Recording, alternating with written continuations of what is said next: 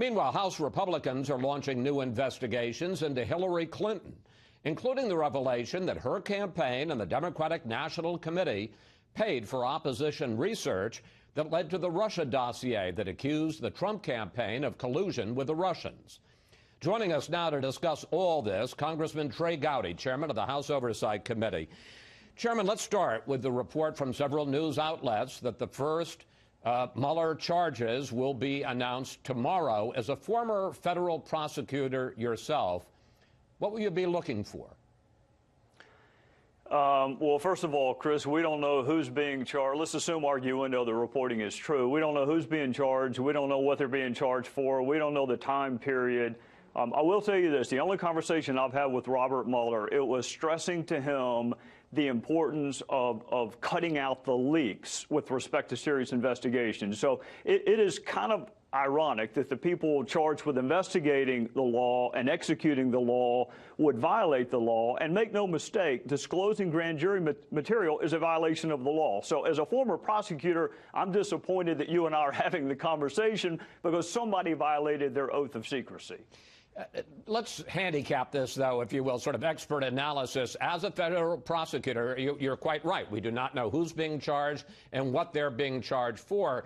What, if anything, when we find that out, whether it's somebody close to the president, somebody further down, whether it's something related to Russia, or whether it's, what, in effect, an extraneous charge, not to say it's not a legitimate charge, but something like fraud or money laundering, what will that tell us about the Mueller investigation? Well, that little phrase in the memo from Rod Rosenstein, arose or may arise from the investigation. I mean, the reason you have that phraseology is if special counsel finds evidence of a crime that's unrelated to his or her original jurisdiction, you don't ignore it. But it's going to be really important whether or not this indictment involves 15-year-old business transactions or 15-day-old conversations with Russia. So it's really important what the charge is. It's really important who the person being charged is. One thing I don't get that excited about, although I do see a lot of reporting, is somehow or another you're going to be able to flip a witness, and that witness is going to turn state's evidence on everyone else. If you didn't believe a witness yesterday, chances are great you're not going to believe that witness tomorrow, particularly if they're under indictment and have a reason to curry favor with the government. These investigations come down to documents and evidence much more so than they do witness testimony. So I would caution your viewers, don't get too excited that all of a sudden the government now has a star witness. That star witness you probably didn't believe a week ago and you won't believe a week from now.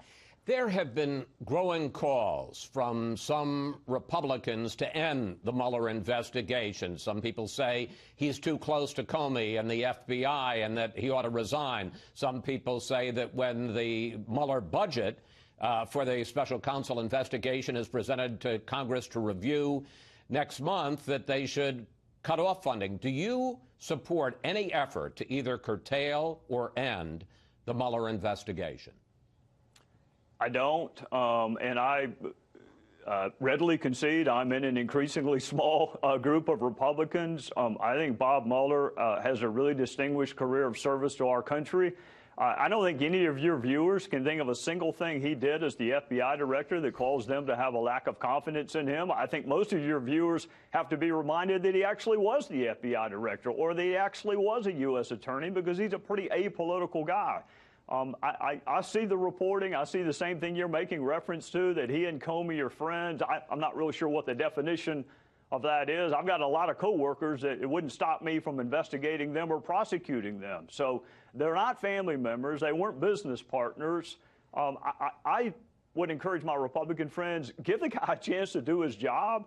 The result will be known by the facts, by what he uncovers. The personalities involved are much less important to me than the underlying facts. So I would say give the guy a chance to do his job. Let's turn to the revelation this week that it turns out that the Clinton campaign and the Democratic National Committee paid for the opposition research that led to the writing, the formulation of this Russia dossier that makes all kinds of accusations against President Trump and his campaign. What do you think is the significance of that revelation? Well, one of the areas of significance, Chris, is just how hard the Democrats in Congress fought Republicans for trying to gain access to this information. If it were up to Adam Schiff and other Democrats, who, of course, want all the facts to come out, they want all the facts of Russia to come out, except who financed the dossier. So that's the most important thing to me, is how unserious the Democrats in the House have been about uncovering all the facts. I am interested in who paid for the dossier, because that helps you understand motive and intent and whether or not you can rely on the document. I am much more interested in whether or not the Department of Justice and the FBI relied upon that dossier in initiating a counterintelligence investigation or in court filings. That is really important to me. I don't expect the DNC to be objective. Almost by definition, opposition research is not objective. I do expect an entity represented by a blindfolded woman to be objective, and if they relied on that dossier and they didn't corroborate it, or vet it, then we have a serious issue, and that's the next thing that House Intel is trying to find out, is whether or not the U.S. government relied on it. Yeah, let me ask you about that, because the 2 points you're making, and I agree, these are two very important questions. Did the FBI base its original investigation, at least in part, on the dossier? And when you talk about court representations, that's the possibility that they used the dossier to convince a FISA court to allow the FBI to wiretap people in Trump world, Trump associates. Do you have any evidence of that? I understand the investigation is just beginning. Well, actually, the investigation is not just beginning. We've been trying for a long time to get the Department of Justice to give us access to this information. It frankly took the Speaker of the House this week to tell the department that we're not going away. You know, Chris, people don't like it when I say this, but it's actually true. It's sometimes hard to tell the difference between the Obama Department of Justice and the current Department of Justice in terms of transparency and their willingness to share information with Congress. This is a really simple request. Did you rely on the dossier? And if so, did you vet it before you relied upon it?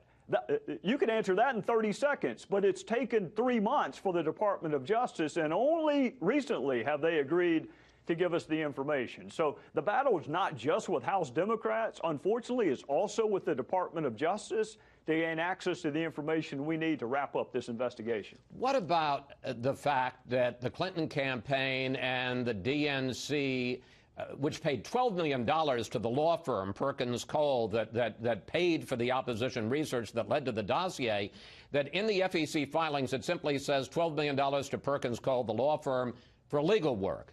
No mention of the fact that it was also paying for Oppo research that went to Christopher Steele, a former British intelligence agency agent that went to the Kremlin, not the money to the Kremlin, but his investigation.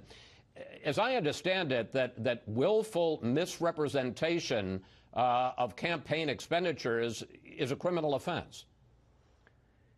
Well, I'm not an election law expert, Chris, but the good news is you don't have to be to understand the absurdity of believing that you can launder all of your campaign money by just hiring a law firm. I mean, imagine if you and I were running for Congress and we just hired a law firm and said, hey, you go do all the Oppo, you go buy all the television, you go buy all the bumper stickers, you go hire all the experts, and we're going to launder all of this through a law firm. I can't think of anything that defeats the purpose of transparency laws more than that. So I am interested in that, and I am also interested in sharing some memory tricks with folks at the DNC, because no one can remember who paid $10 million to a law firm to do Oppo research. I find that stunning. $10 million, and no one can remember who authorized it, who approved it, who said, yeah, this is a really good idea. So you got two issues, a memory issue and then the lack of transparency by laundering money through a law firm. We're running out of time, and I want to ask you two more questions. One is that you also have begun an investigation into the 2010 Uranium One deal. This was the deal under which 20% of America's uranium reserves ended up going to a Russian government agency. Hillary Clinton responded this week to all of this talk about her. I'd like to play the clip of her. The closer the investigation about real Russian ties between Trump associates and real Russians, the more they want to just throw mud on the wall, and I'm their favorite target, me and, you know, President Obama. We're the ones that they always like to put into the crosshairs. So Secretary Clinton and other Democrats are saying that you and the Republicans are just trying to shift the conversation.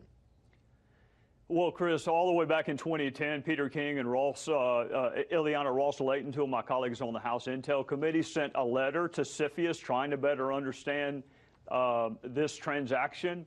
In 2015, the House Oversight Committee also wrote the Obama administration trying to understand what CFIUS did, whether or not they had all the information. But Chris, also keep in mind, we've spent most of 2017 trying to better understand what Russia did to this country in 2016, not to the Democrats, not to the Republicans, but to this country. So what we know is that Russia was not our friend in 2016. It's not that big of a leap to ask, I wonder if they were our friends in 2010. That's not that big of a leap. It wasn't Republicans who gave the reset button to Russia. It wasn't Republicans who said we'll have more flexibility in a second term. It was a Republican named Mitt Romney who said Russia was our greatest threat, and the Democrats laughed at him.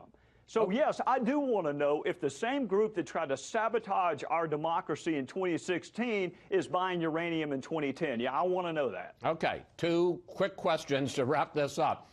On the one hand, given the revelations about the fact that the DNC and the Clinton campaign paid for the Russia dossier, in effect, do we at this moment have harder evidence of collusion between Clinton and the Russians than we do about Trump and the Russians? You know, Chris, there are 5 words that start with C: collusion, coordination, conspiracy, contact, and coincidence. And where this falls out in those 5 C's, I don't know. The word collusion has a criminal connotation to it. I think the premise of your question is accurate. For a long time, we've heard about all the ties between the Trump campaign and Russia, for which there is no evidence. And lo and behold, despite serious Democrat opposition, we have uncovered that the DNC was working with Russian actors to try to besmirch Donald Trump's reputation. So it's certainly interesting. Whether it's collusion, coincidence, coordination, I don't know yet. Right. And very briefly, we do know that, as you point out, the key is the Russians did interfere. They did hack the DNC files. They did hack and put out information about John Podesta's files. Don't we need to get to the bottom of that, too? I've spent the better part of 2017 doing that, including interviewing 3 witnesses last week, and I got a bunch more this week. Yeah, Russia's not our friend. WikiLeaks is not our friend. Julian Assange is not our friend. They tried to attack the fundamentals of our democracy, and that's what I've spent 2017 focusing on. That, to me, is an American issue. I wish the Democrats would help a little bit more instead of reading the Moscow phone book during the witness interviews, trying to see whether Jared Kushner knows a guy named Igor. I wish they'd help. But that's been my focus in 2017, is understanding that Russia tried to subvert our democracy, and it'd be great if my Democrat friends helped a little bit. Chairman Gowdy, thank you. Thanks for your time, and we will follow all the investigations in coming days, sir.